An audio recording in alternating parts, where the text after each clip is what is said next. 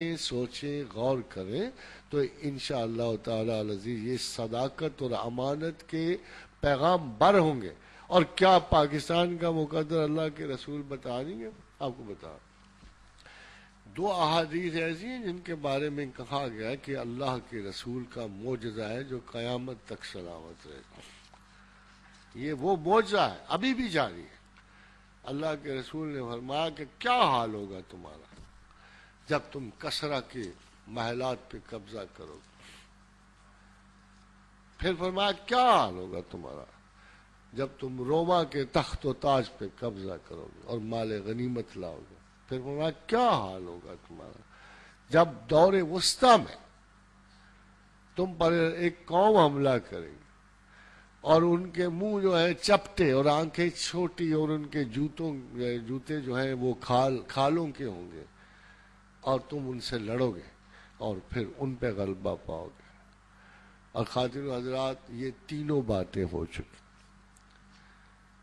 جب آپ مسلمانوں نے کسرا کے محلات پہ قبضہ کیا، وہاں سے کسرا کے کنگن ملے، تو آپ کو یاد ہوگا کہ جب سراقہ بن جاشم حضور کا پیچھا کرتے ہوئے پہنچے تھے تو اللہ کے رسول نے فرمایا سراقہ کیا حال ہوگا تیرا جب تم کسرا کے کنگن پہنے گا۔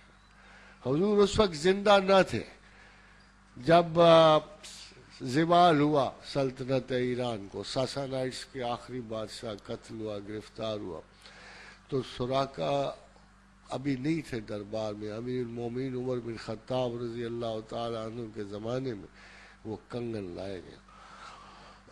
امیر المومنین نے ادھر ادھر دیکھا اور کہا سراقہ کو بلاؤ۔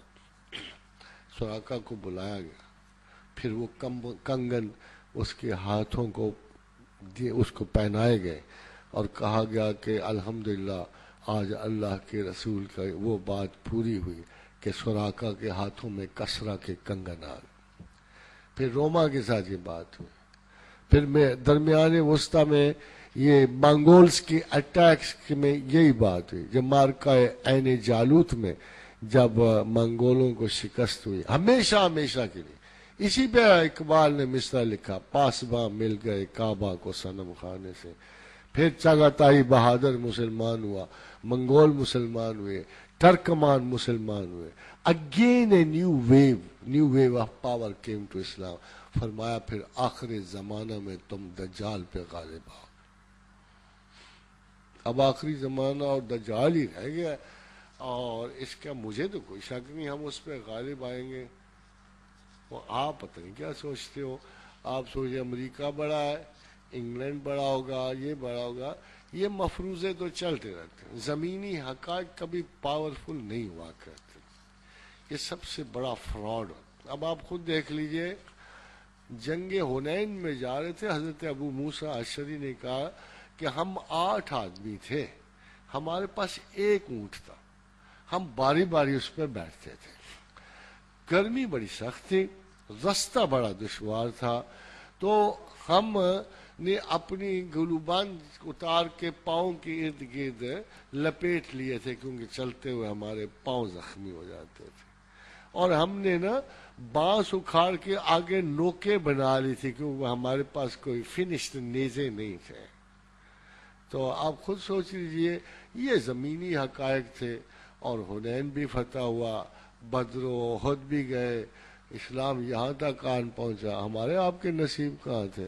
اللہ نے مہربانی فرمائی اور اللہ کے رسول کی عنایات سے ہم بھی آج مسلمان بیٹھے ہیں۔ زمینی حقائق تو میرا نہیں خیال کہ آپ کو کسی چیز کی بہتر صورت دیتے ہیں، اور بھی بڑے امکانات ہوتے ہیں۔